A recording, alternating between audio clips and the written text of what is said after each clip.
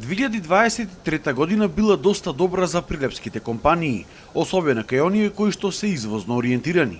Од регионалната стопанска комора вела дека според анкетата која што ја направиле кај своите членки, се покажало дека речиси кај сите компании има раст на извозните и другите производствени планови. Што пак од друга страна се покажало дека кризата во овој случај наместо како кочница, таа станала можност за унапредување. Тоа преди се мислам дека се должи на промената на културата на европските компании, увозните компании во Европа во делот на промена на културата на добавувачите.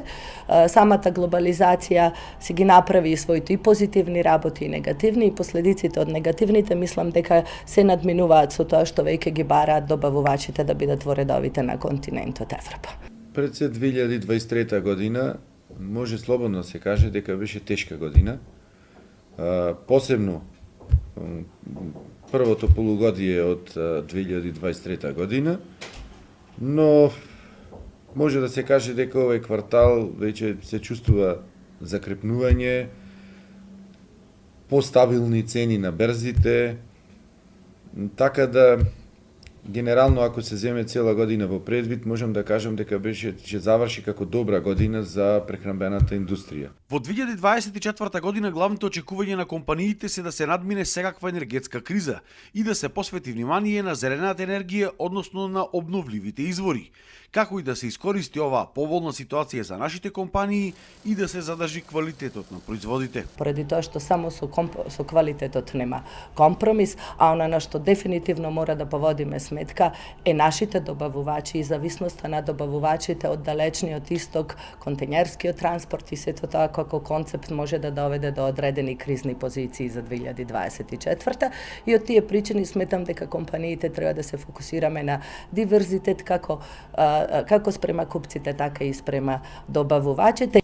Стабилна 2024 година мора да се земе во предвид дека не очекува изборна година, но се надеваме дека зацртаните цели околу инвестиции и околу зголемување на уделот на пазарот во Македонија, но и на странските пазари, ќе течи по она што го имаме планирано за 2024 година.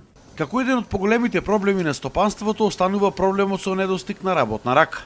Дел од него компаниите го решавале со преструктурирање на работната сила, зголемување на платите, воведување на нов систем на награди на работниците, инвестирање во нова технологија и систематизација, но и веќе на големо се размислувало и за увоз на работна рака.